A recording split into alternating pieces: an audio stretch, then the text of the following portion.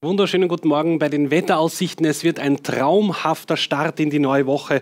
Mit einem waschechten Sommertag starten wir nämlich. Sonnig und wolkenfrei wie hier am Ötscher in Niederösterreich. Es bleibt bis zum Abend fast im ganzen Land traumhaft. So entwickelt sich die Großwetterlage. Das Zentrum des mächtigen Hochs Val-Rita verlagert sich langsam weiter nach Osten bis über den Balkan. Vom Atlantik her rückt eine Tiefdruckzone nach. Vor dieser Zone gelangt mit einer südwestlichen Strömung warme und feuchte Luft zum Alpenraum. Damit wird es hier heiß, aber auch zunehmend schwül und gewittrig. Was bedeutet das für Österreich?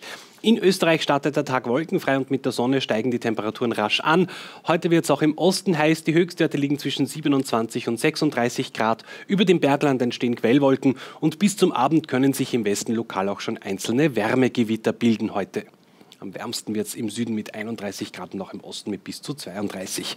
Die 24-Stunden-Vorschau: im Westen bleibt es bis zum Nachmittag sonnig, dann entstehen immer mehr Quellwolken. Und am Abend kann dann auch ein Gewitter dabei sein. Im Osten geht es mit Sonne pur durch den Tag und bis zum Abend entstehen nur ganz wenige Quellwolken. Es wird auch sehr warm mit bis zu 29 Grad, teils auch 30. Und so geht es mit dem Wetter dann diese Woche weiter. Im Westen wird es zunehmend schwül und ab morgen schon gewittrig und dabei besteht dann auch Unwettergefahr. Die Temperaturen gehen dann auch deutlich wieder zurück. Im Osten bleibt es bis Mittwoch sonnig und heiß.